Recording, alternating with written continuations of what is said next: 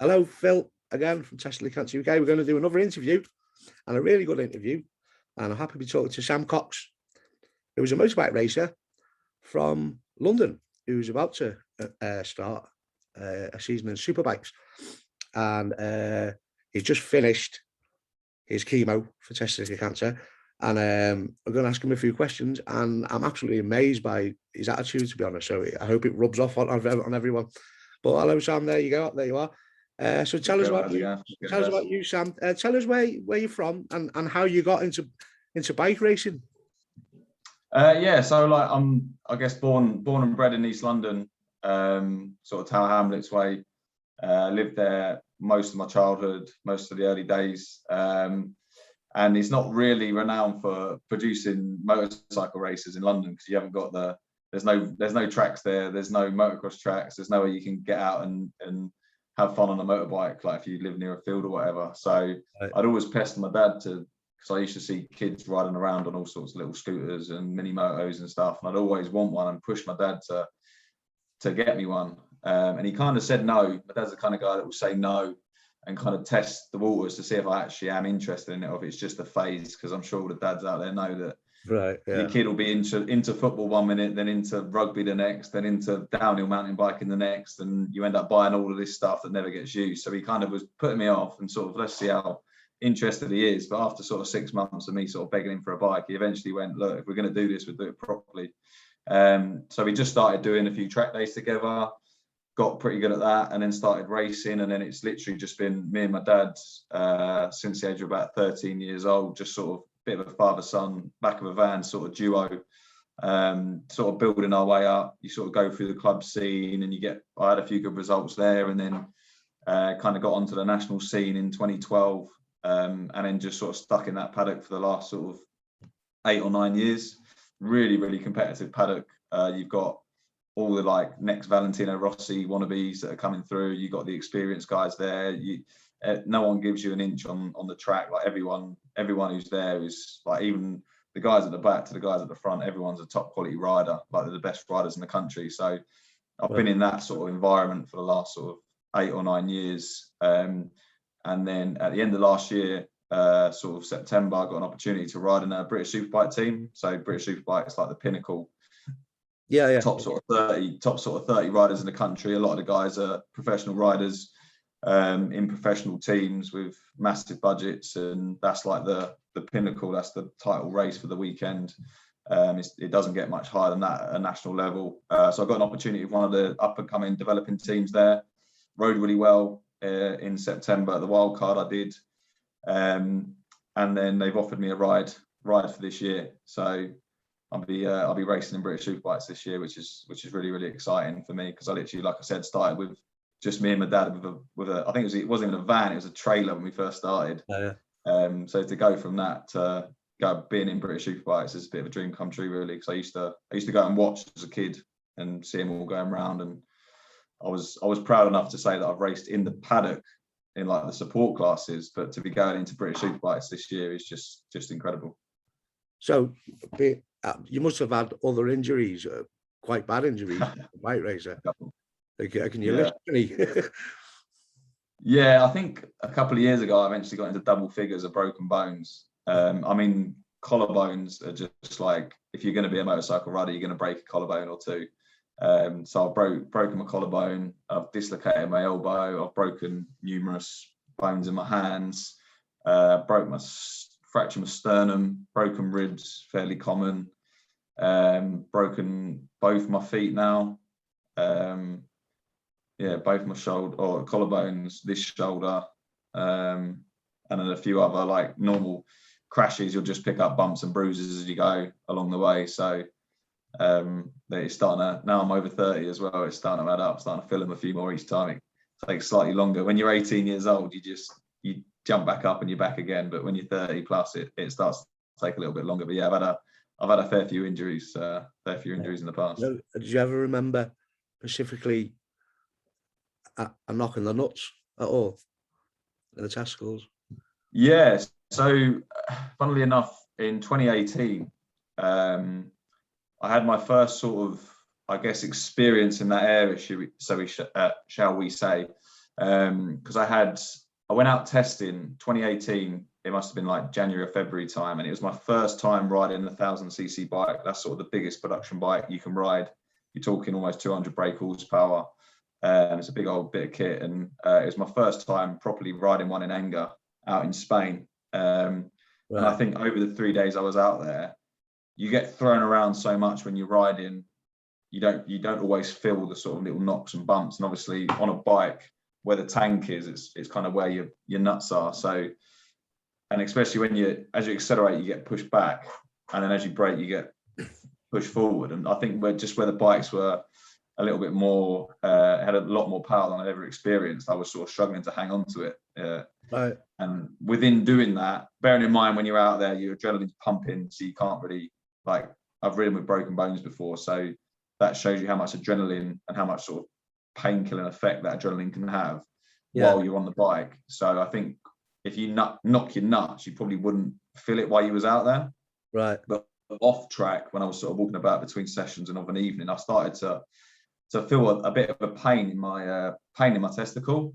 And I think throughout my whole life, especially if you're an active guy, you do get the occasional pains and bumps and a bit of soreness, like. But this one sort of stayed a little bit longer. So I started to get a little bit concerned while I was out there. And then when I got back, it was still just this sort of dull ache. And because there wasn't that, like, if you get kicked in the nuts, you remember it and you kind of think, right, I can associate that ache with being kicked in the bollocks. Well, because I didn't have that, there wasn't like a time on track where I brake really hard and went, oh, I've caught them. That's definitely, it must have just been a caught them, not even realised it, and then had the bruising afterwards. But I was checking and there weren't any lumps, but it definitely didn't feel right in the area. It sort of felt a bit inflamed, and especially the tube, the epididymis that connects to the testicle. That definitely felt a lot more inflamed than it normally did. So luckily enough, my girlfriend's sort of in the medical world, so she was sort of pushing me to go and get seen. And I thought, you know what, it doesn't hurt to go and get seen and make sure everything's all okay and there's nothing more sinister going on.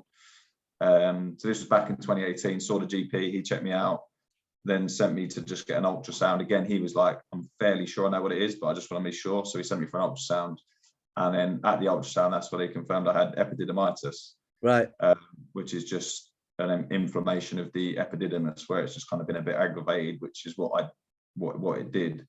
I think they gave me antibiotics. So they gave me something for it to calm down and just said, take it easy for a few days. And it did go away. So I guess that was my first experience of where I guess the riding kind of caused this pain in the testicle. Right.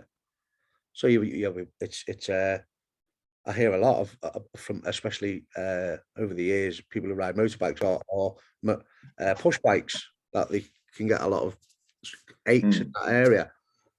I don't motorbikes, so I think it is more common that lads start to notice a bit of pain down there because they might get a bit hot. About, Apparently, a bit of heat doesn't help on the testicles, so it's something to think about. So moving forward, you were diagnosed with testicular cancer recently. Can you tell us how that came about, Sam? What happened? Did you find it in the shower or?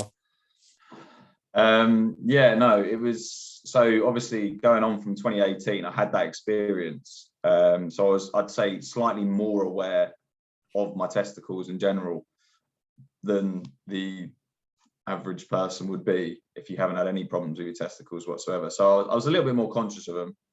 But then 2021, so last year, unfortunately, I had a fairly big crash and I broke my foot of my hand in September. And I managed to, I don't know if you can see it, but I lost my ligament in the top of my finger. So I had that in September. Obviously, although the broken bones and the lost my ligament was the main thing. Obviously, when you have a crash, you bump and bruise a load of different things. So I had a few aches and pains around my whole body for the next few weeks afterwards. I sort of worked for the next sort of month. I was in a few hyperbaric chambers to try and speed up my repair of my bones. And I was obviously doing a lot of physio and a lot of work in the gym.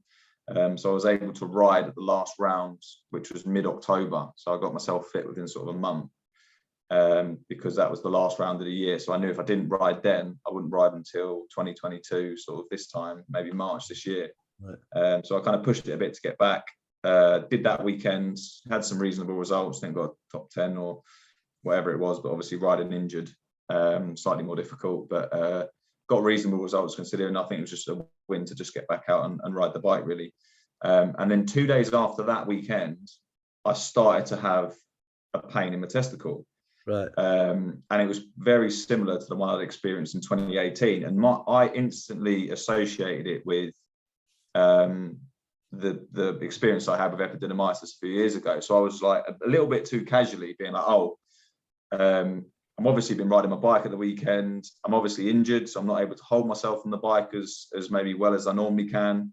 So with the broken bones, I've probably been sliding around or moved myself or just knocked him on the tank like I did last time. Yeah. And I've obviously inflamed him again or aggravated him because it was quite sore. But again, credit to my girlfriend. She was like, look, it's pointless guessing it. Let's just go and get yourself checked out. Yeah. So at that time, it was just a pain in the testicle, very similar to the epididymitis one. It's probably worth stating that I've had cysts since the age of about 12 or 13. Right. So I've always had lumps and bumps in the area that have been diagnosed as cysts, and there was nothing sinister behind it. So I guess for me, when I am feeling my testicles, or testicle now, there was always lumps there. There was always a lump like at the end of the epididymis anyway. So when I was sort of going through it this time, I wouldn't say that the lump was the trigger point, because whenever I felt it before and there's a lump there, it's like, oh, that's just my cyst, or that's just another cyst that's built up. So that, for me, the lump wasn't the trigger point. The trigger point was the pain. The trigger point in terms of going to get myself checked out. So I went and got myself checked out. By the time I got to the GP, the pain had completely gone. And I was actually apologizing to the guy. I was saying, look, I'm sorry about this. I was wasting your time. I'm pretty sure I know what this is. I've had epididymitis 2-3 years ago now. I've raced motorbike, so I think I've just knocked it. It's died down, feels fine now. Kind of sorry for still coming. And he was like, look, let's just check it out. Checked it out, as did last time. Let's just go and I'm going to send you to a specialist, and he's just going to have a little look at it. And then we'll send you for an ultrasound just to be sure. And thinking back now, I guess when I had epididymitis, they just sent me for the ultrasound, whereas this time he sent me for like a second opinion. So even when he sent me to the specialist, I was still under the impression that it was epididymitis and it was nothing. And this guy was just going to go, yeah, quick check, send you for an ultrasound, and then you're sort of good to go. Right. But then because there's kind of weeks between these events, but between that, the pain came back, and it went from a dull ache to quite severe. Like, it's on a scale of 1 to 10, I'd still sort of 7 or 8. Yeah, the pain really ramped up, and it wasn't just like an ache. It was like if you was to touch, like, you could have gotten my passwords to anything, you could have got my bank account numbers, you could have got whatever, just by going like that with my testicle. That was how much pain, was how much pain I was in. You could have tortured me just by cupping them, that was how sensitive it was. To the point at which I was like, I couldn't really walk normally. I had to walk with a limp because I had just my legs being in parallel was enough for it to, like, when they don't hurt, you don't think about them knocking around as you're walking. But when you've got one that's that severely painful, I couldn't walk normally because it was that much pain. It was knocking, it was causing me that much distress when I was walking. So I was like walking with like one leg stretched out so that they had a bit of a free. So I kind of was like, well, this is a lot more pain than I'd experienced last time. The guy checked me out, and I was laying on the bed, like, just as he was doing what he needed to do. But even then, I was still like, I'm pretty sure this is just like a more severe case of epididymitis. And he sent me for an ultrasound. Unfortunately, I had to wait a week for that. He wanted me to go straight away. I went down there, and the woman was like, you can't just come in straight away. You got to get an appointment. Right. I was like, right, whatever. I'll come back in a week then. I think if I'd have known it was a query cancer, I probably would have been like, listen, I want to get this checked out today. Because obviously, like, when you're talking cancer, like, days make a difference, let alone weeks. So I probably would have pushed a bit harder to be seen on that day, but I had to wait another week. And in that week, again, the pain was just incredible. And for me, I know I've heard people now, obviously I'm more aware of it, and heard stories that it's grown in size.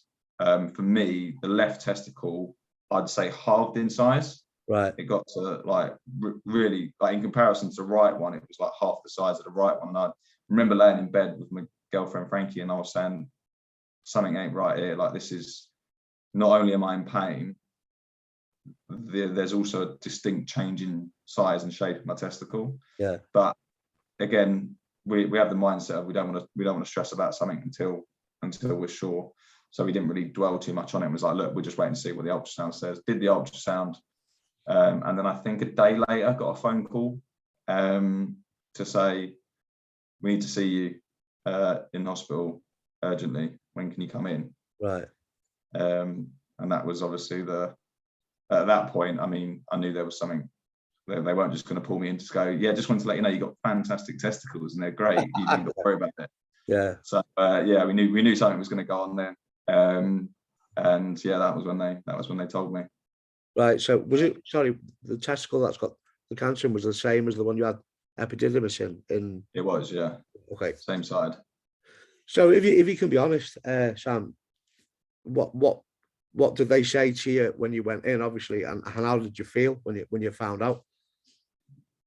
So yeah, when I got the phone call, I, on the way there, because my girlfriend was traveling into work, and I called her up and said, look, the hospital spoke to me. They want me to come see them straight away.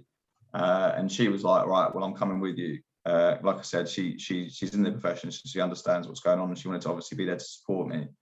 And as I was traveling in on my own, I kind of almost braced myself for that conversation. Yeah. And I thought to myself, the only thing it can be is cancer. Like, why would they be? I've been in this much pain. There's such shape change. There's been all of that sort of stuff. All of the things I'd experienced over the past few weeks leading up to it, and now they're rushing me in to tell me something. I was like, what else could it be? So I kind of braced myself for the whole experience, and I was able to like logically go through in my head and go, right, you're probably about to be told you got cancer, but let's look at the positives here. You're young, you're fit, you've probably got a good chance to fight this thing off. Whatever they're going to throw at you, you'll probably be in a good position. So I was trying to stay positive going in, and even when you're sat there waiting to go in, it's like, because once you get in the hospital, that whole hospital scene is quite a unique experience, isn't it? Just being around other people that are obviously unwell, and you've got all the people in coach running around doing things, and it's that whole sort of sets the scene for that sort of bad news to come. And I think I was a little bit unlucky in the doctor that I got that initially diagnosed me. He was great, as in the guy that told me, the consultant or whatever you call him, because he was post that, he was very good, and he sort of chased up on a lot of things and made sure I was seen quickly, and actually did definitely care. But in terms of his ability to deliver bad news, I think he was a bit inexperienced potentially, or just, I don't know, he didn't really, it was like, oh, do you want to sit down? Yeah, so we've kind of been having a little look. Oh, this bloke, by the way, he's also here from wherever he was. Is it okay? And he was all a bit, haphazard, and yeah. I think he was more nervous than me at one point, because obviously it's not nice telling someone they got cancer as much as it's not nice hearing it. So eventually he kind of got round to it, and he said, we believe you've got testicular cancer.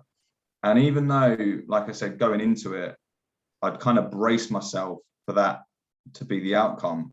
Yeah. When those words come out of someone else's mouth, and obviously it's not just some bloke down the pub telling you, this is a medical professional who knows exactly what he's talking about, has experienced this and knows exactly what he's looking at, tells you you've got cancer. I don't think you can ever really be ready for that, like, sledgehammer that hits you. Oh yeah. And initially, I think I probably was in a bit of a shock, because I didn't actually like get emotional or start crying. And he was talking about, he sort of went straight into, like, obviously started reeling off all the stats, and this is very treatable and all this sort of stuff.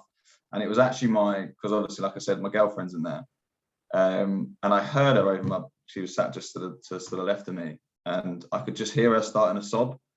And as soon as I heard her going, because I think with cancer, especially the way I looked at it, is it wasn't just me, it was the people around me, the people that care about me as well. This is not just my news, this is their news. Of course, yeah. And it's like, when I actually thought about, like, obviously Frankie's really upset about this. Obviously, I've now got to tell my parents. I was a bit bad with my parents because I'd been through it before with the epididymis. Once I was going through the stages, effectively, of like going to see the GP, going to see the specialist, going to get my ultrasound, I didn't actually tell them what I was, because I just thought it was going to be epididymis again. I didn't ever think it was going to be cancer. So the first they found out about it was a phone call on the Thursday when I was going in to be told. I was like, I need to tell you something. I'm having this pain for the last few weeks. I've gone and got checked out. They're calling me in. Like, so they were like, went from knowing nothing about it. At least I had the build up. Do you know what I mean? They went from knowing nothing about it to, like, 1 minute I go, yeah, they're calling me in, but I'll let you know. And then an hour later, I had to then call them back and say I've got cancer. Or I've got testicular cancer. So yeah, that initial, I'd say like 30 minutes post being told, kind of I wouldn't say had a breakdown. I just definitely, it hits you emotionally. Once you start crying and getting emotional, it's quite hard to stop. And then you kind of, it's that emotional reaction to that sort of news.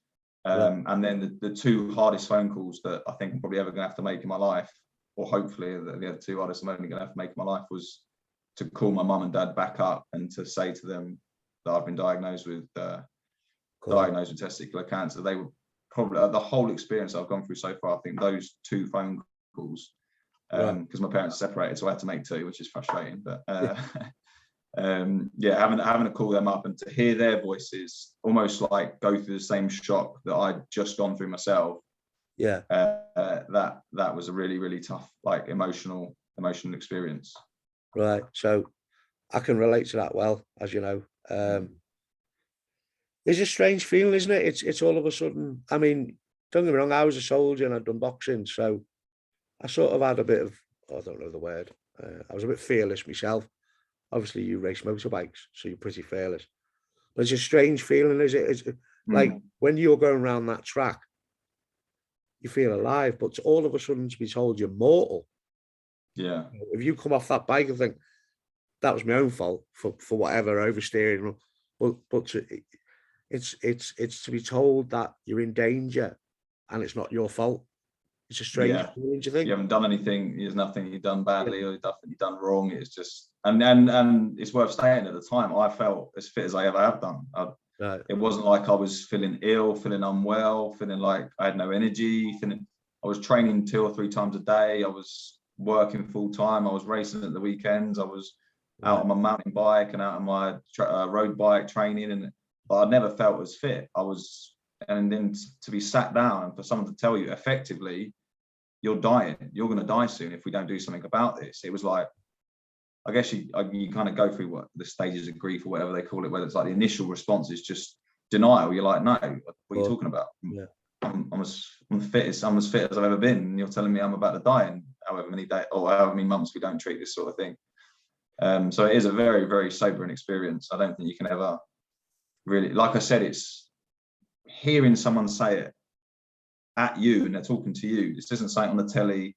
This isn't like a Red Nose Day story that you see on the TV of someone being told that this is you. You're about to go, like, you've got cancer inside your body right now as we speak. Right. It's a really, really, like, and it just strips you back. It just, everything, you feel really strong and you feel really fit and all that sort, and it's just like, yeah, like you say, I'm mortal. Yeah. Did you know anything about testicular cancer before? I mean, I'm a bit old, like I said, I'm a bit older than you. So in the 90s, it was nothing. I know there was a lot of awareness in the last 10 years. Hopefully I've contributed, I can't say that way. But were you aware of testicular cancer? Because I thought, Sam, you know, at my age, your grandma will get it, then your dad will get it. But old person's disease or illness. Were you aware more, being younger than me, that there was more testicular cancer awareness about? But had it ever encouraged you to check? Well, I guess because again, coming back to Frankie, my girlfriend, her being in the medical profession, she knows better than most the high risk areas when it comes to cancers and different age groups that are more likely to get or more likely to pick up cancer. I guess she was always, whenever there was a query there, like with the epididymitis, she made sure that I went and got seen straight away. And then when it was this time round, it was like, right, we need to get you in straight away. So I'd say that I definitely had more awareness than most because of that. But me personally, no, I wasn't that aware. It's not been hereditary. There was no, my dad never had it, my granddad, none of my uncles, no one that I know in my family has ever had testicular cancer. And I mean, I've raced bikes all my life and I've been dedicated to that and I train hard for that. So I've been as fit as a fiddle since I was about 18 years old, and I've trained all the time, and I'd stay away from drugs and I stay away from smoking and stay away from, well, I'll have a drink and I'll go out and stuff, but not to the extent that I'd imagine when I was through my 20s, an average 20-year-old would be going out and drinking. Right. So when it comes to those sort of illnesses, I didn't, again, coming back to that, I'm untouchable. It's not going to bother me. Right. And I saw a lot of the stuff on, because I know there's been a whole push about, especially on like social media and on the news, about checking yourself and all that sort of stuff.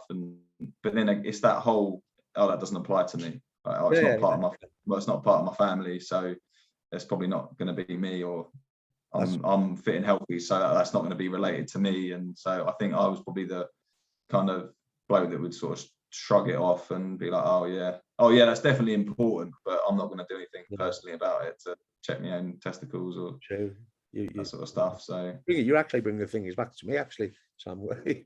Thoughts I'd forgotten that I had. But yeah, before we move on, I ask everyone this, right? When you got told you had cancer, right, and you went home, wasn't every other advert on the TV about cancer? Did you know? It does start cropping up, yeah. Get push adverts on the telly is about cancer. But I ask everyone that, and we giggle about it. But so you got diagnosed. You told us about your feelings, which probably a lot of lads who watch this can relate to. I know I can. So obviously the testicle's going to come out, which has happened. How did you find the operation? Yeah, I mean, it all happened very, very quickly. You don't really have a chance to think about what's going on, and they're whipping you in and whipping it out, sort of thing. So it does happen very quickly. But yeah, the operation's relatively, for me, it was relatively, I don't want to say easy, but you're in and out in the same day. Yeah. I think when I first got told that I was having the operation to remove it, I assumed wrongly that they were going in at my sack and they was gonna cut my sack open and they didn't tell me either. Yeah. And I was making jokes with my friends, like, oh, I'll get them to like install a little zip in there so I can store things in there in the future and all this sort of stuff. So I fully thought they were gonna cut my sack open and chop it straight, because that for me is like the most direct way of going. But obviously they go in slightly higher up and they pull the testicle up back like a marble through the whatever it is, and just snip it at that. And they were, it was go in the morning, get yourself prepped and do all the pre-tests and all that sort of stuff, and then you're out a couple of hours later. Really, it's quite a quick procedure, luckily. So I think also most lads, I keep bringing up most lads, but I try to say what everyone's told me. And from personal experience, did you find? Now we'll go on about chemo and that in a minute, but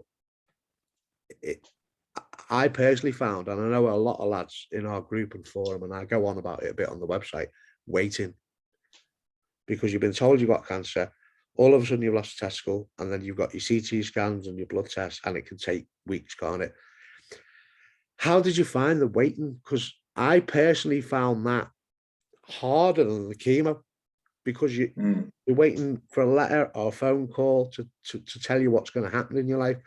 Now, again, it's out of our control, isn't it? How did you find the waiting?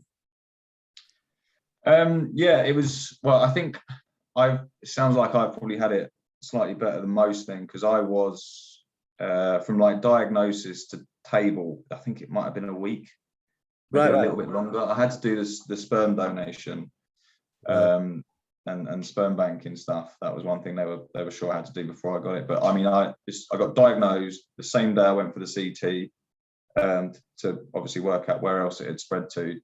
And then they had me booked in for surgery, I think a week or so later.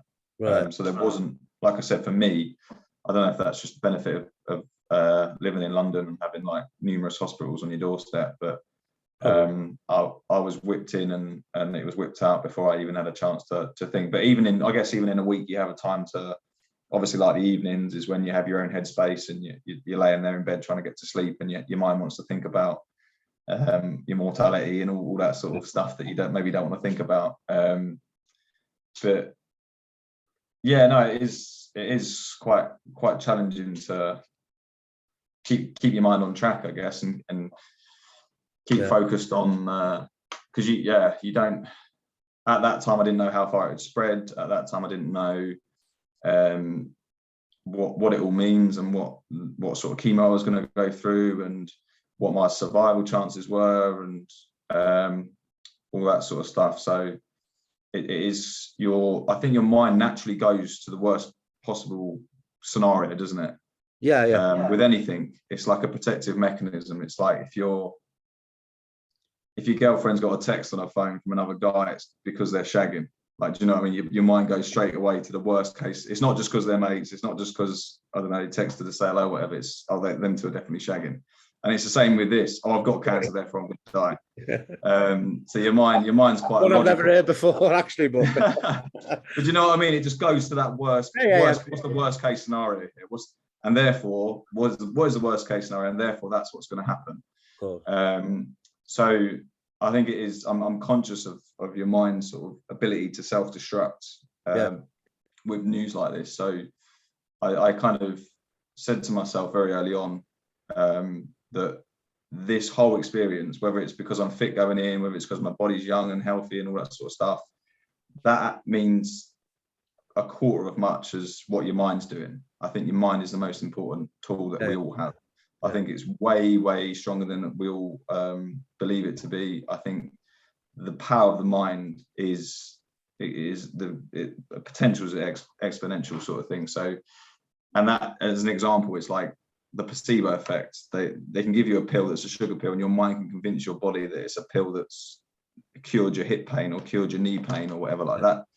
Gives you a taste of how powerful. And if you allow your mind in that same power that can heal your body, it can also destroy your body. And you can, like, as an example, stress is something that releases your own body is releasing something into your system that's toxic. So if you allow stress to get worse and develop, your mind is effectively killing itself. So I was really, really conscious of that going into it. And that this was stuff that I'd done with an interest to develop in my racing, because I guess you probably know as well, being a soldier, before you're about to go into a battle, you need to be focused. You need to be in the zone. You can't be thinking, well, what happens if a sniper's about to blow my head off? When you should be focusing on something else. In the same way, you're about to go into a race. I've raced, like I said, almost over a decade now. I've known people to have died. I've seen people be put in hospital. I've seen people put in wheelchairs. I've seen people have horrific injuries. So before you're about to go out onto the grid and race, your mind has got to be in the right place. And again, if I'm going to crash, I'm going to die. Your mind goes to the worst place possible, doesn't it? So I've kind of attuned that in my racing, so that when I'm about to go out on track, I'm focused on the things that matter, not on the things that don't. I'm thinking about my braking marks. I'm thinking about where I'm turning in and where I'm going to pick up the throttle. I'm not thinking about what happens if this bloke T-bones me, or what happens if I have a high side now and I hurt myself, because those things aren't going to help the situation. They're only going to make it detriment. So for me, it was exactly the same with this. It was, I need to focus on the things that I can control and that I can influence, and not worry about the things that I can't.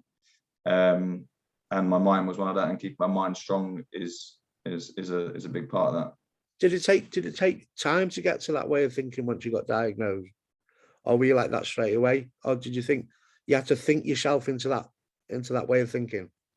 Yeah, it's You get what it's I mean? weird for, yeah, 100%. It's weird for me to say You this. jump out of your chair and go, I will treat this like, like Superman and run out the room. Did it take a couple of days to think, right, this is how I'm going to address it and get my mind into it? I really hope this doesn't come across arrogantly, because I don't mean it to, but I did snap into this mindset very quickly. And I'll tell you why, because being in a national paddock, like I said, for 10 years now, I've gone through so many setbacks, and I was listing a few of them, but I've broken so many bones, and a lot of those bones were broken on top of the other bones being broken, where I was battling to come back. Broke my shoulder, and then a few weeks later I was riding with a broken, or it was more the ACJ joint, I think it's called, where your collarbone connects to your shoulder. I'd broken that. And then I was riding with that at a race weekend, and then an oil pipe burst as I was riding, spat me off, hurt myself again, broke the other collarbone. And like, I've had so many setbacks, like one after the other, and you build up this resiliency in your mind, so that when I get hit and knocked down, I just snap straight into this, right, what am I going to do about it? I'll get in rebuilding mode. Right, when's my next race? Can I get ready for my next race? Got that focus point. Right, I've got to be ready in 2 months. I've just broken my arm. Right, what do I need to do? Right, I need to rest for this week, and I'm doing this. And I'm very like methodical, and I go straight into that logical, right, what's going to help this situation? So it's weird how, if you would have went back in time and spoke to me after each one of those crashes and each one of those setbacks I've had in racing, and said, do you think this is a good thing for you, or do you think this is a bad thing for you? I think this worst day of my life, this is bollocks, I've just had a crash, my brakes have just failed on me, my oil pipes just burst, I've just been an idiot and rode badly and crashed, someone's taken me out. When you're in the middle of those experiences, you think this is the worst thing that's ever happened to you. This is bollocks. Why is God, if you believe in that, or why is fate giving me this? Like, why has this happened to me? This is ridiculous. But every single one of those experiences have toughened my mind, has improved the way I think about things, has made me more analytical and methodical, and removing the emotion from a situation to try and think logically about something and go, right, okay, this has happened, we can't change that, but what we can change is how we go forward with it. So what can I do to help this situation? What can I do all right, I wanted to race in 2 months' time, what are the things I can do? So all of those negative experiences that I experienced through racing, when it came to an actual one that mattered, aka you've just been diagnosed with testicular cancer, your life is effectively on the line. If we don't treat this right, you could die a lot earlier than you thought you were gonna. Right. I just snapped straight into that mindset of, right, okay, this has happened. There's nothing going to change that. I'm not going to be able to like not get cancer just because I don't want it, or just because I'm going to be really pissed off or get really angry, or any like emotional response to it, or focusing on all those things that I can't control the fact that I got cancer. Yeah, I can't control if the treatment's going to work. I can't control what happens to me, like in terms of how the cancer spreads and all that. So I can't control that. Yeah. So I didn't focus on any of that sort of stuff, because that's normally the stuff that makes you worry.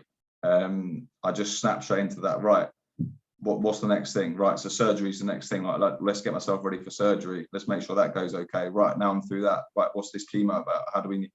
So I was able to snap into this mindset very quickly, but only because I've had all of these past experiences and all these past setbacks that I was able to draw from to be able to give me that strength. So it wasn't like I was just naturally, like you say, Superman, and I was able to just go, oh yeah, been told I'm about to die, but I'm okay. I'm going to be really positive and not have a normal emotional response to this situation.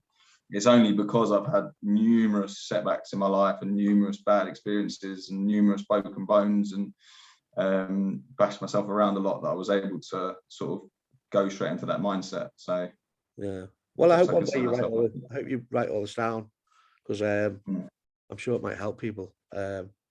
As you know, we do a lot of support with Testicular Cancer UK, and we have a support group, because you know, and from the website you'll see I do videos about the emotions of going through cancer is most important to me, because I struggled on my first one.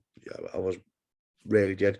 But saying that, I did get to a point of the way you were thinking, right, get a grip now. I think when the soldier instinct kicked into me, sort of, right, crack on with it. It took a while. if you get me.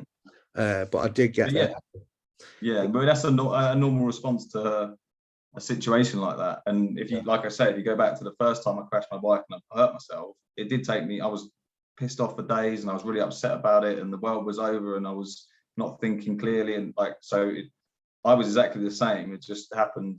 It wasn't cancer that time. It was a broken collarbone or whatever. So it's that is the normal logical, like normal human response to being told you're about to die, sort of thing. So I suppose if you're a bike racer, you're always thinking 2 corners ahead anyway.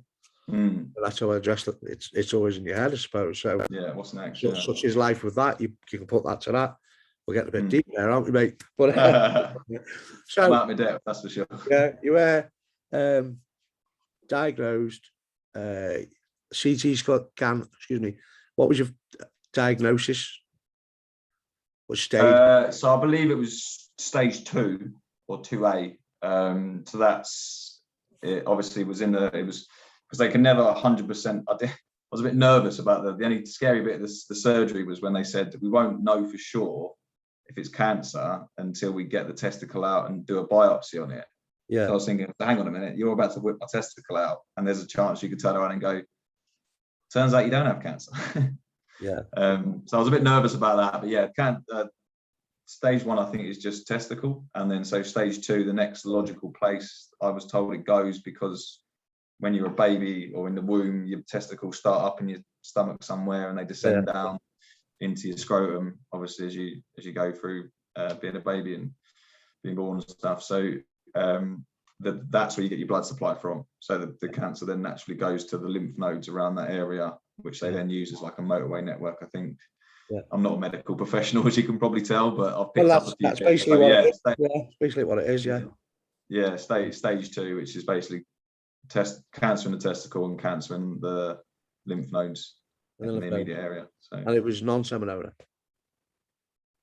Yes. Yeah. Multi, I think it's called now, multi-seminoma. Yeah.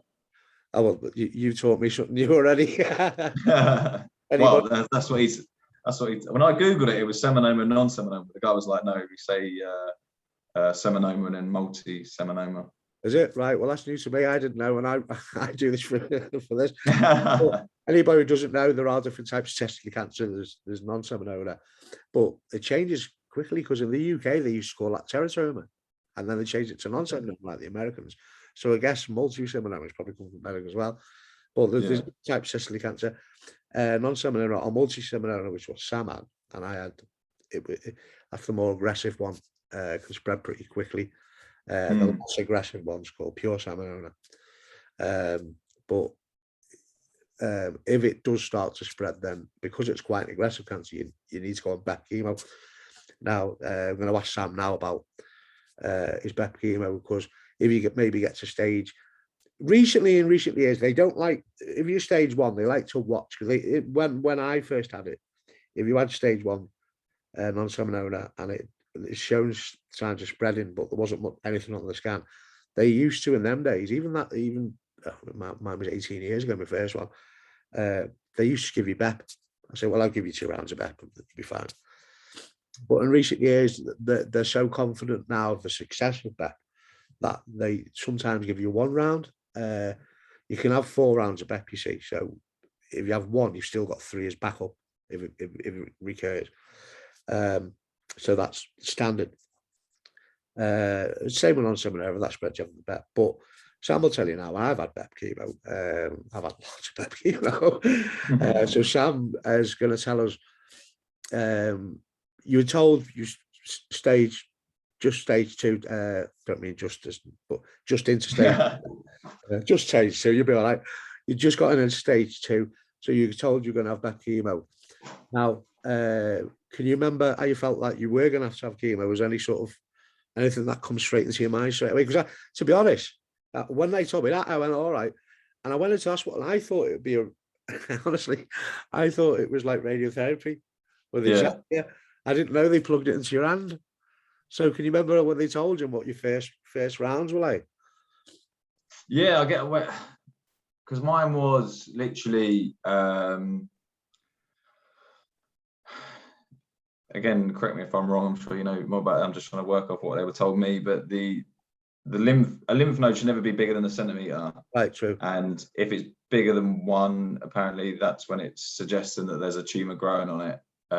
So when they did the CT scan, there was literally 1 lymph node was abnormally sized. There were a couple that were getting close to being on the borderline of what's acceptable. So I think we literally just caught it as it was transitioning between the testicle and my lymph nodes, which I guess a little plug as to why it's so important to check yourself, why it's so important to get into these things early, because you're literally talking days can make the difference of these things, because once it gets a hold of your lymph nodes, it spreads like wildfire across your body. So time is definitely important in this. So I was lucky that I found it and went through the system when I did to keep it to stage 2. So it was, but then that meant it was right on that periphery of like you say, how much chemo, how much BEP are we going to give you here?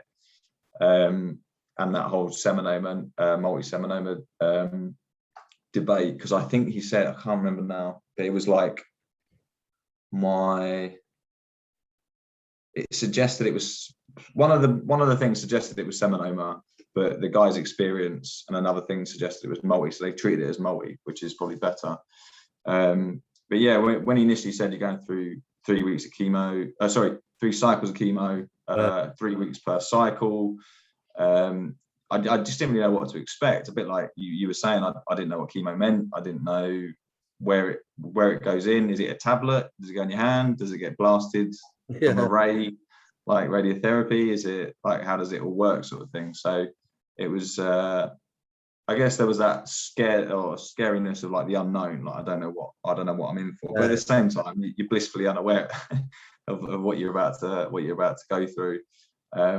And I guess with my attitude, I was like, bring it on, kind of thing. Let's do this. I wanted to get that, because I have to make you sign all the paperwork to say like, these are the side effects that's going to happen, and these are the risks that it could go wrong, which is like 0.00, but because it's a government thing, they've got to make you sign it before you go in. So I signed the papers. It was a little bit like a really bad football transfer deal, sort of signing for Chemo FC or something. But yeah, I was just like, I just want to get going straight away, because the way I'm thinking is I should be riding BSB next year. This is back in November or December, early December. I'm riding in BSB next year. I want to be ready by March to get on a bike. So the sooner I can get in and get this started, the sooner I'll be out the other end of it, getting myself fit and healthy again. So I was up for getting going as soon as possible. So yeah, the doctor kind of explains it, and he goes 3 cycles, 3 weeks a cycle. You're going to be going through chemo for 9 weeks. You get built-in recovery, so you go through like the heavy doses and heavy bouts of chemo, and then obviously you then got a bit of time to recover. And then they give you the bleomycin in between the heavy bouts of the other drugs, because BEP is basically the three different types of drugs, so they feed them into you. And the first experience in hospital was, I guess it's added with the whole COVID and not being able to have visitors, because it was quite isolating. I got given my own room, got your own bed, got your own toilet. Obviously you've got the nurses there that are looking after you. Luckily it's 21st century, so I have my laptop and Netflix and all that sort of stuff to keep my mind occupied and keep me going through it all. But unluckily for me, I would hate needles. I've got a bit of a needle phobia, so there's a lot of needles, there's a lot of taking bloods. And you must have had lots of needles though, in being a bike racer, with painkillers and I've never had an injected painkiller. I normally just take really? ibuprofen. Yeah, I've never had, unless I'm seriously hurt, but by that point I'm on gas and air and I don't know what's going on anyway. So there's a difference between getting a needle put in your hand sober and again, you kind of, sometimes you can get a nurse that's does it first time, gets the cannula, gets the thing in your hand straight away, and then other times it can take 3 or 4 times, and that's really frustrating. But yeah, so there's a lot of that, and then the drugs start going in, and I guess you don't notice it straight away. It's not like you can feel it, but you just sort of slowly deteriorate over sort of, I don't know, 6 or 7 hours. And then my first night was probably my toughest night, because I was a bit of an idiot, and it was late at night, so it's early in the morning, and I was like, I think I threw up 8 or 9 times. Really? And by the 5th or 6th, you've got nothing left to throw out, so you're just sort of over a toilet, trying to get something out. but I didn't realise that the nurses could adjust your anti-sickness stuff, because I didn't want to disturb them because it was 2 a.m. So I was trying to like do it all myself. So that was a bit stupid, but because they all come in the morning, it was like, oh, how was your night? I was like, oh, it's terrible. It's throwing up all night. And they was like, oh, you should have told us, we could have given you more anti-sickness and we could have sorted it out for you and all that sort of stuff. So yeah, that night was tough. Ruby, mate. Nah, yeah, I've spoken to many lads who've been in hospital and they've all gone, oh, I didn't want to ask the nurse. Yeah. That's what they're there for. Yeah, literally. There's a night shift and a day shift to help you. So. Yeah, when I was throwing up, I was like, I don't want to wake her up, like they're out there sleeping. So yeah, I went through that, but then they got my anti-sickness right and went through the 3 days. The 3 days in hospital were definitely like the toughest part of it all, obviously, because that's where you're getting hit with the most drugs. And then for me, the next 2 days when I got home, I came back to my house on the first Sunday when I got released. And my mates, it's weird how, you know, like when you're drunk or you're really drunk and you don't feel like you're really drunk, everyone's around you going, he's pissed. No, I'm not drunk. What are you talking about? I'm not drunk. I remember getting home and I knew I felt rough, a bit like when you're drunk, you feel a bit drunk, a bit tipsy, but I'm not that bad. Yeah. I felt a bit rough, but I didn't think I was that rough. But I got back home and my mate was staying with me and he was like, he didn't say it at the time, but a couple of weeks later, he was like, mate, when you first got back, you looked horrendous. Like, I didn't know what to do. Like, you were just like, all your colours drained out your system. You looking a bit like drowsy and a bit like like a zombie almost.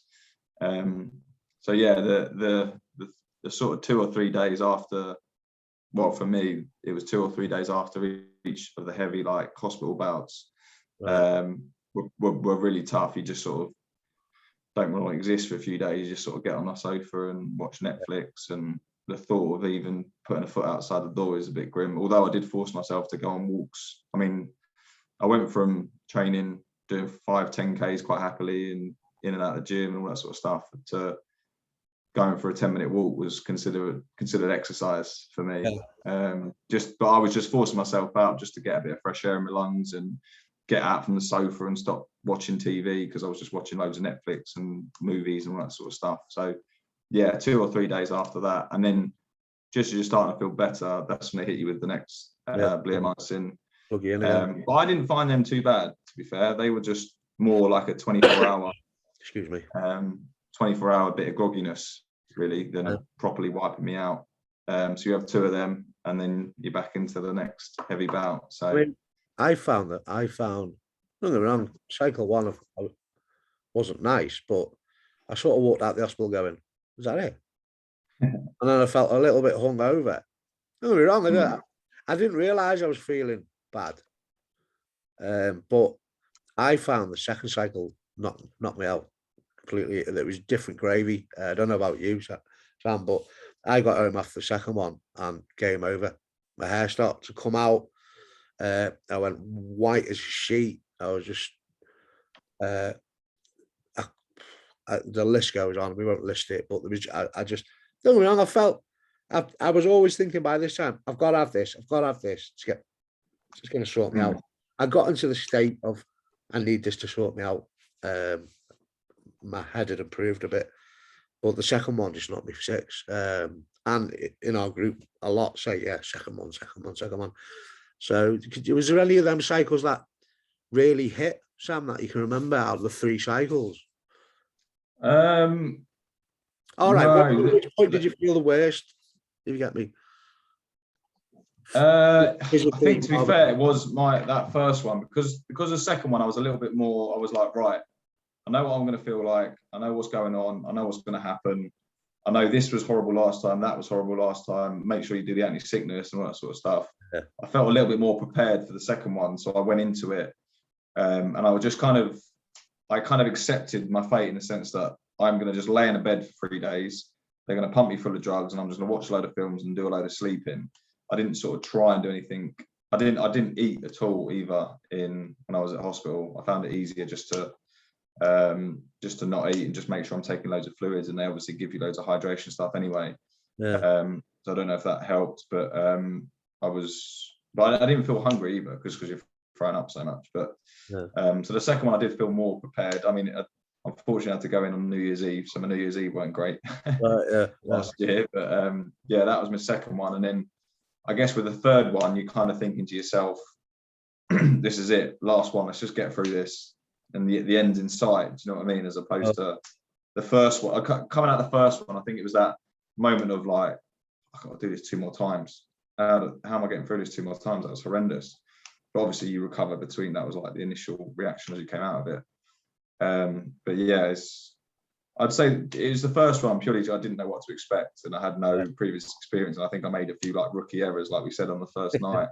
Just throwing up 8 times wasn't great. But yeah, the first one for me was the worst. I mean, you're bringing this all back to me, to be honest, but I used to remember I'd get up, I'd be in my robe and I'd have my chemo pole and he'd just go, I didn't want to piss in that cardboard thing. I said, no, I'm going to the toilet, it'll get me out of bed as well. You forget you've got that thing in your hand and the slight knock on your tip, you get a horrible much pain in your hand, don't you, going up and you're like, you know, like, so I remember that. Yeah. So you went through 3 cycles, which I remember well. It does help. Like I think it does help. Well, I don't know if it's fact, but like you said, you were quite a fit guy anyway. Before. I think it does. I know lads who run marathons pretty soon afterwards. I know lads who drink lager and kebabs. And I think if you are the lads who run marathons and cycle and are into mad into the sport, do get through chemo a little bit better than the kebab and the pie. Yeah, if you get where I'm coming. Yeah. But you've already said you switched on to a positive attitude. So where are we now, Sam? You finished the BEP chemo. I think it was 3 weeks ago, was it? 2-3 weeks ago? Yeah, it's all starting to blur into one. But yeah, I finished. I think it was 3 weeks ago. I had my last. Because my last heavy bout was over a month ago now, so that's been nice not to have had that. But yeah, the last bet was ended up. When was it? 7th of Feb. When was that? A couple of weeks ago. A couple of weeks ago. Yeah, so a couple of weeks post the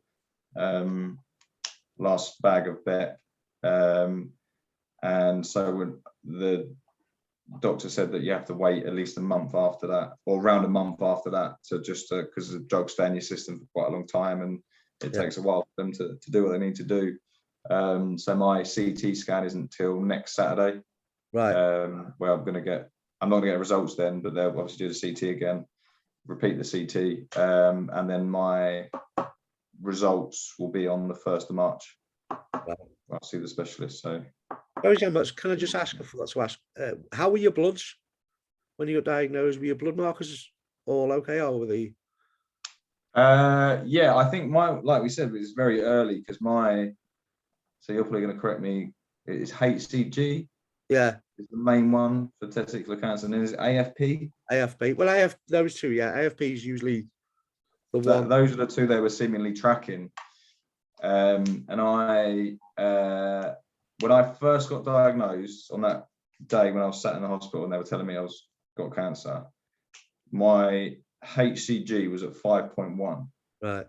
So it was very, very low. The scale meant nothing to me.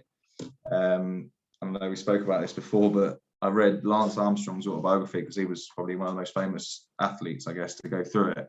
Yeah. And when I was reading his autobiography, I know his was stage 5. It was in his brain. It was so his AFP was. You probably tell me now. It was HCG. It was a funny. Funny chat with him and his doctor when he was trying to decide he was gonna do all his surgery and recovery and stuff and chemo and stuff, and the doctor said, "Oh, what's your HCG reading?" And Lance goes 109, and I remember I was laying in bed reading it, and I turned to Frankie, I went, "What was my HCG?" And she said 5.1. I was like, "Fucking hell, Lance is bloody 109. I'm feeling like a bit insecure with my HCG levels." And then it goes on, and then Lance goes to his doctor. He goes, "Hang on a minute, what's this? What does the K mean next to the 109?" And the doctor pauses and he goes, "That means there's 109,000." Yeah. So, And the doctor at 109 was saying, okay, 109 is not too bad. It's not unheard of. It's not too high. And then he's like, actually, it's 109,000. Yeah. But so yeah, mine were, I think it was 32 AFP and 5.1 HCG.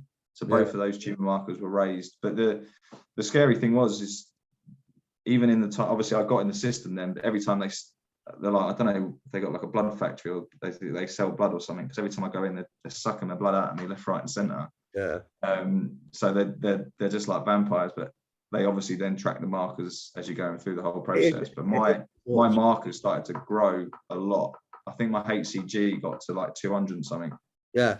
In a few weeks. So it shows you how fast it spreads and develops.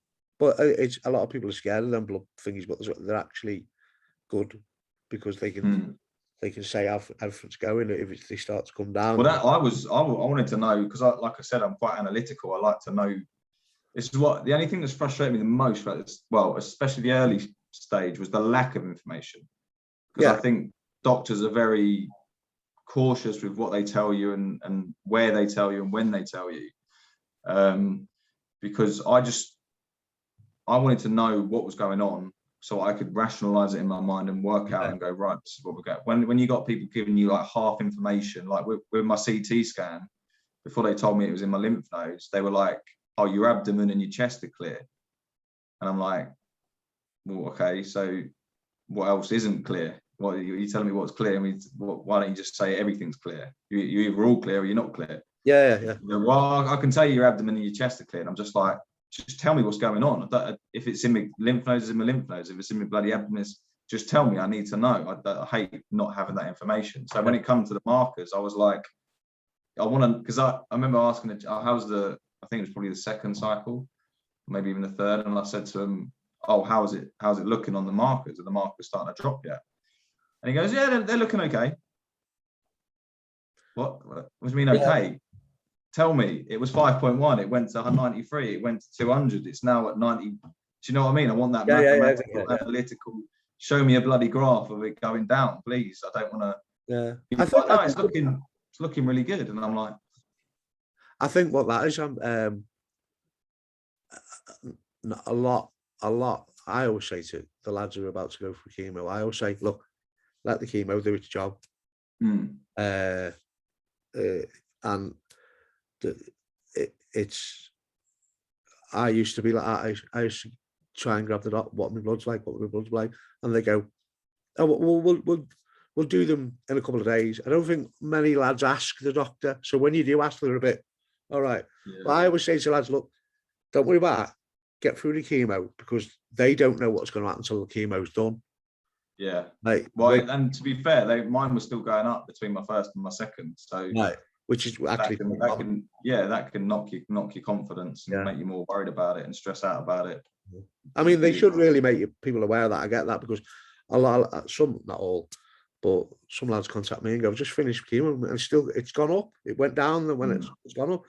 But the what I say, look, wait till the chemo's finished, right? Yeah. Because the doctor will then get it all together and look at your CT scan and your blood results and how you're feeling, and he'll get it in front of you and go, right, this is what's happened. I do get some, I get this, I tell lads that, and then I get them ringing up 2 days later and go, I spoke to my doctor and he won't give me blood test results. I go, let the chemo do its job. But there's nothing wrong with that. I mean, like you said, I mean, I was asking what my blood's like, because and you know why? Sam, Lance Armstrong's book, because I read the same book. So I got a bit of education, because there was nothing on the internet really. In them days, it was the dawn of the internet when I had it. But I learned a lot from Lance Armstrong's book about when he was going through it. I learned what the AFP was, I learned what the CT scan was. As I was going through it, my sister's mate sent me that book, and it was battered. It was pages out. But yeah, I suppose maybe that was it. Maybe because we read that book, Sam, we got a bit more knowledge, which I'm trying to pass on. Yeah. But we're at the stage, right? You've finished chemo, you're looking well. Like you said, you've got your results. Is it next? Did you say next Saturday? Week Tuesday. Week Tuesday. So the CT's next Saturday. Results are the Tuesday after. So 1st of March. So how you feel about coming up to your results? Yeah, I guess the same sort of mindset, really. I know that my tumor markers were starting to drop last time they told me, which was looking really good. I guess I just got to wait and see, because I did have like just before my third cycle, I went and saw the specialist, and he was really, really happy with how everything was going. And we had a few chats, and I was trying to like push him for more information, like what does the next month look like, what does the next 3 months look like, what does the next 6 months look like, and all that sort of stuff. And he was just like, let's just get your results and get your CT scan done and do all that, and then we can, but like you say, we got it all in front of us. We know exactly what, rather than me trying to think, well, if this, then this, if that, then that.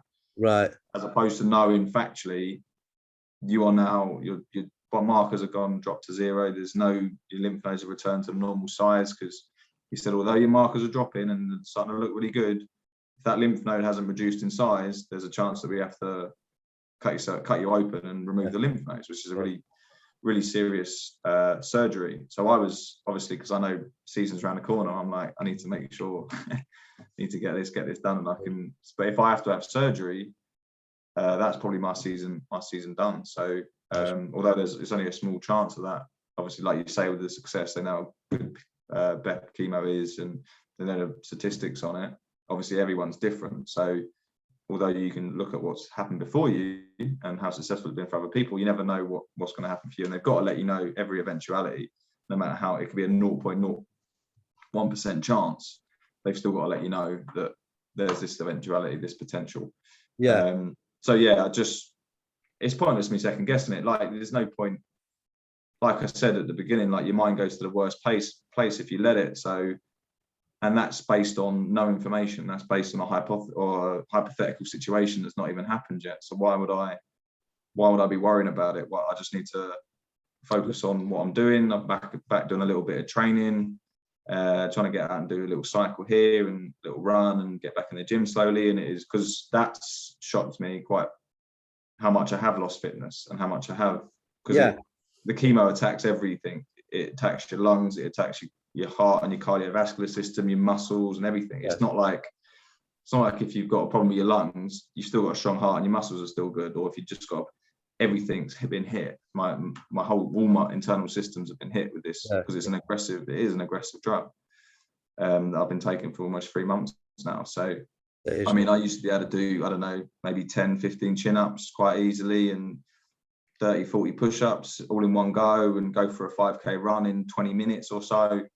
I did my first run on Wednesday. I did 2.5K in 15 minutes, I think it was. So almost as long as it took me to do 5K sort of thing. And I can't do a chin-up at the moment. I literally physically can't pull myself above the bar. I'm having to use like an assisted band to start it again. So it has seriously knocked my, I think that was, because you still feel as fit. You still, I can still bench this and I'd squat that. And but then your muscles are like, nope, not anymore. So it surprised me how much I've lost my fitness. So I am starting to build my fitness back up, and I'm focusing on that. That's what I can control. I can control my fitness and how I feel and how I approach things. So I'm focusing on that, and whatever the result, if the results show, because you have to consider these worst eventualities, in the sense that you can also, it's never going to happen. It's never going to happen. I'll be fine. You can't always be like that. You got to go, okay, there's a potential I could have surgery. If I have surgery, let's deal with that. We'll deal with that when we get to it. And if I have, do you know what I mean? So I don't shy away from thinking about these things. I don't try and repress it and go, no, don't think of that. Just think of,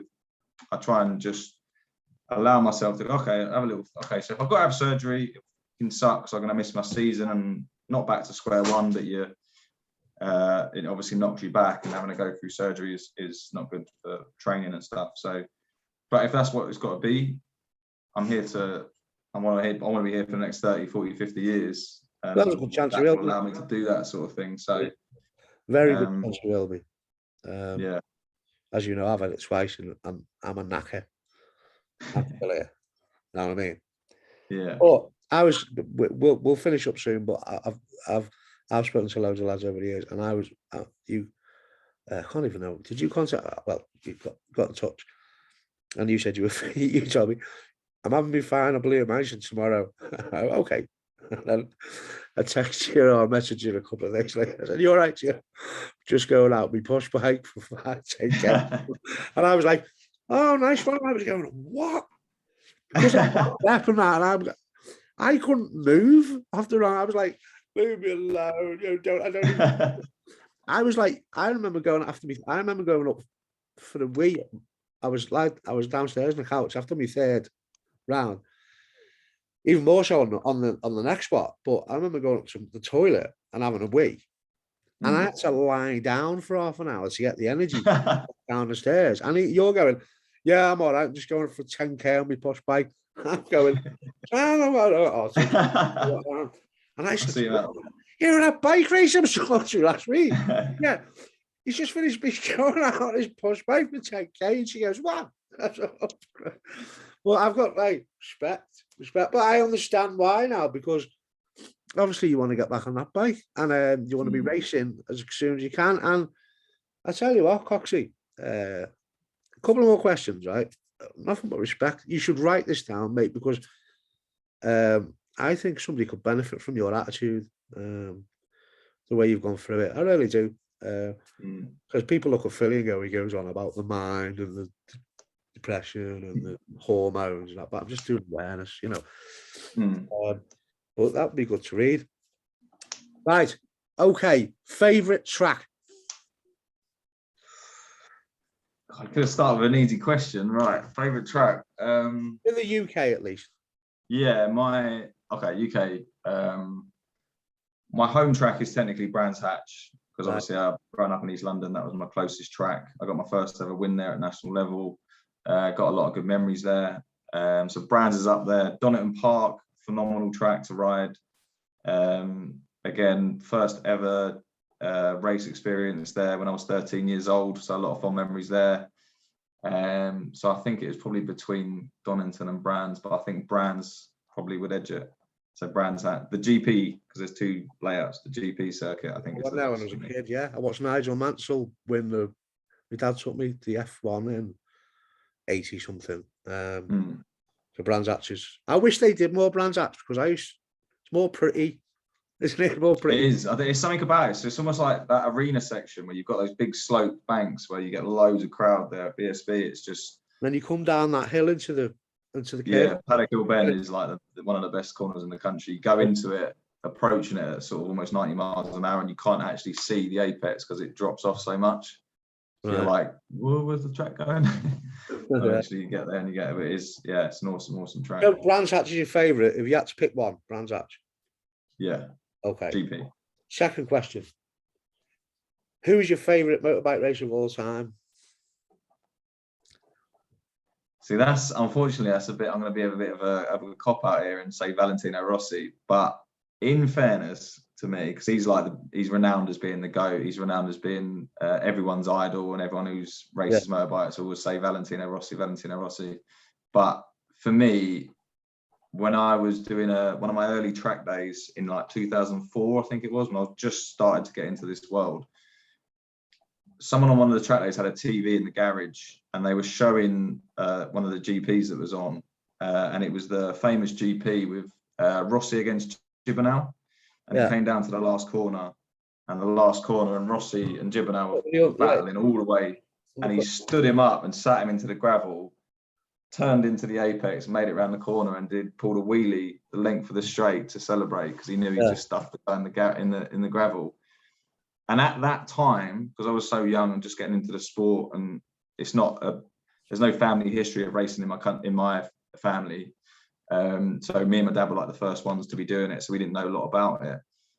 I didn't know who he was at that time, or his old backstory and all of that sort of stuff. But I was just like, who is this guy? It's phenomenal. That was like an amazing race to watch. And not only has he won it on the last corner, he's pulled a stand-up wheelie across the line, and he was just, everything about him is just so cool. So yeah, for me, Valentino Rossi is the greatest and an idol. Well, yeah, I mean, I used to watch bike racing, like we've mentioned before in a conversation years ago. There was Colin Edwards back then, and Fogarty, and there was something about Colin Edwards. Is it the American, wasn't he? Was it Colin Edwards? Yeah, Colin Edwards. Something about him. He if he didn't win, he'd swear at the camera and threaten the cameraman and get right. And he hated Fogarty, and Fogarty hated him. And I remember once he was just, I like boxers with a bit of nastiness in them as well. Do you know what I mean? And I remember Edwards fell off once because there'd been some oil on the track, and then more bikes started to fall off. Yeah, it's famous. All these bikes were falling off, right? Because there was oil on the track, and no one was waving a flag to warn this oil. And the commentators were going, God, oh, they're all going to fall off. They're all going to fall off. Right? And all of them got up and just walked off. And Edwards fell off. Right. Marched across the track and his bike going past him, picked up a handful of stones and threw them at the flag. You could hear him calling them all numbers. And at the end, he was like in the camera. And I thought, but he was always on. I know there's loads of bike races, but he was always, I used to love watching him because he's got an elbow him on, you know what I mean? And him and Fogarty, and years before that, Wayne Rainey, because like I said, I've told the story, my old boss used to race bikes and used to go out when I was a little kid. So we got into that. But yeah, favourite motorbike? That I've ridden or just that you've ridden ever? On in the garage, whatever. Yeah, no, I think, well, this year I'd imagine the Superbike is probably going to be my favourite, but I've not technically properly rode it yet, apart from that one wildcard I did last year. But I mean, the most success I've ever had on the bike was actually on a Triumph 675. I was in sort of a shout for the championship on the Triumph, but I broke my collarbone halfway through the season and was riding injured for the rest of it, and unfortunately wasn't able to win it. But I still won a lot of races that year, broke a few lap records, and had a really good time, mate. So that bike has got a lot of fond memories for me, the Triumph 675. But I think in terms of bikes that I really enjoyed riding, the Yamaha R1 in 28. Although it gave me epididymitis when I first got on it, I think after that we built up a good relationship, and it was really just because with 1,000cc bikes, you've got so much power there, and a lot of them are quite hard to actually use that power. Whereas the R1 has the power, but it's just so user friendly. Like, it's so smooth on the throttle when you're trying to get it going. You can actually use the power rather than just trying to hang on to the thing. So yeah, Yamaha R1 for me. Right, last question about bikes, and this is a bit of a silly one, but would you ever have a go at the TT? I've got to be careful what I say here, because my dad has curveball, isn't it? My dad said he's going to remove me from the wheel if I need a TT sort of thing. So I'll just say that. For me, it's pretty much the pinnacle of riding a bike, because those guys are on a knife edge the whole time, and we do it when we're track racing. MotoGP guys are obviously right on that limit, but at the end of the day, if they fall off, they've got gravel traps, they've got airbag suits, they've got miles of runoff all around them. Whereas the guys that are doing it at the TT, they are going 200 miles an hour with a hedge next to them and a lamppost and someone's front garden, and there's just no room for error. Right. When you're riding a TT, and if you crash at a TT and you don't die, you're a very, very lucky person. So obviously that whole death side of it doesn't appeal to me. I'm not looking to die anytime soon. But that being that close to death excites me. I think that's why we do like doing exciting things, is because you're getting closer and closer to being on that right at the edge. If I get this wrong, I'm going to die. And to be walking that sort of tightrope, I guess you could say I do that with my racing. But you're not like right next to it. You're not on a knife edge. I can make a mistake and get away with it. Whereas a TT, if you make a mistake, you're in a wall, and you're more than likely going to be badly hurt or worse. And that appeals to me because that's like the pinnacle of the performance. To get around there, everything's got to be spot on. You can't afford to make that mistake. You've got to be mentally in that higher state of mind where you're like so focused. So to do that, for me, would just be something amazing to be able to achieve and to say that you've done. And like, I think it's a different atmosphere at the TT. There's not so much of those rivalries. Everyone's just riding against the track. You're just trying to get around and as fast as you can, sort of things. Yeah, if you go there and you finish, you're a winner, sort of thing. Do you know what I mean? You succeeded, just because it's so tough. So I think the sportsman in me, the elitist in me, the sort of striving for that perfection in me wants to give it a go, but I think it's not the amount of stress it would cause the people around me and the people that I care most about, it's probably not worth it. So hypothetically, I'd like to do it, but I think actually probably not the best idea. No, it's I watch it and go, I can't believe that they do it. I mean, even Rossi went round for a pleasure ride, didn't you? See Yeah, he was like, no and he way. goes, I'm not even going over 60 miles an hour now. Yeah. So, but yeah, if he couldn't do it. But finally, probably maybe do an interview in a couple of months, see how you're getting on, see how your results go, and I'm sure they'll be fine, mate. And I hope they are. But how can people, you are going to hopefully be riding for Neil Pearson Racing? Neil Pearson Racing, yeah, NPR. Yeah. MP Racing. How can people keep in touch with you? If you just quickly, what your Twitter is or your Facebook? Yeah, so basically, I'll put them in the link. Sorry, I will put them in the video. They always do that on these videos, don't they? On the link down below. But yeah, basically all normal social media outlets, so Instagram, Facebook, Twitter, basically at Sam Cox Racing or Sam Cox Racing on Facebook.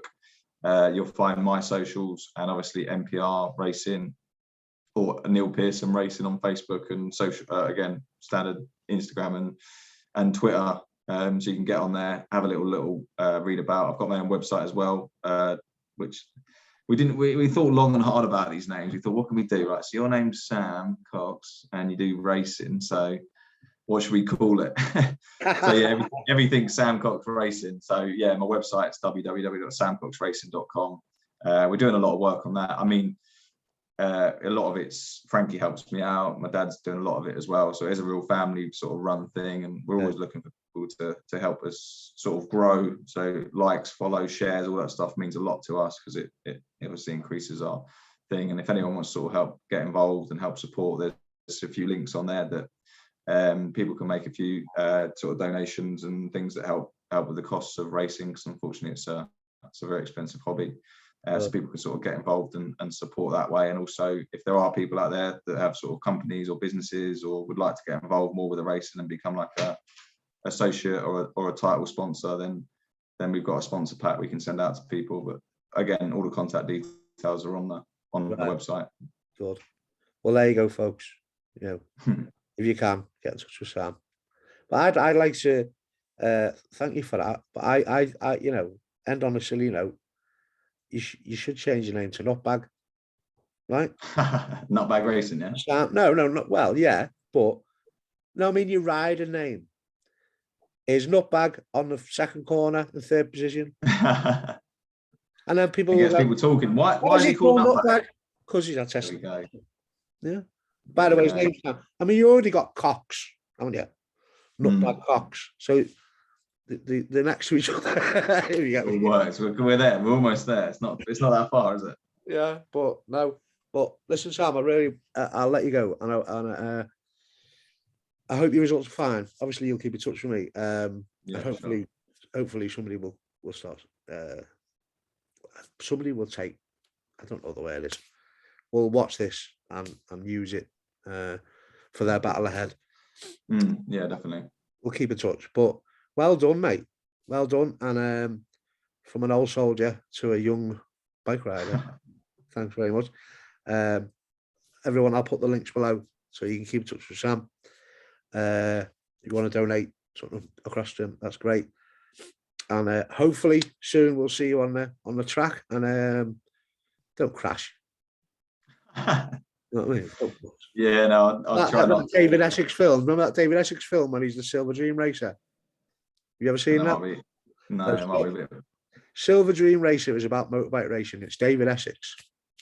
Find it on Netflix or on YouTube or something. It's a bike racing thingy, but it's you'll love it. But don't end up like that. You'll see what I mean. Thanks, Sam. Yeah, no, cheers, Phil. Great talking to you. I appreciate it. I'll keep in touch, and I hope the results are great. And thanks very much for talking to me. I really appreciate it. No worries. Cheers, Phil. Speak to you soon. Bye-bye. Have a good one.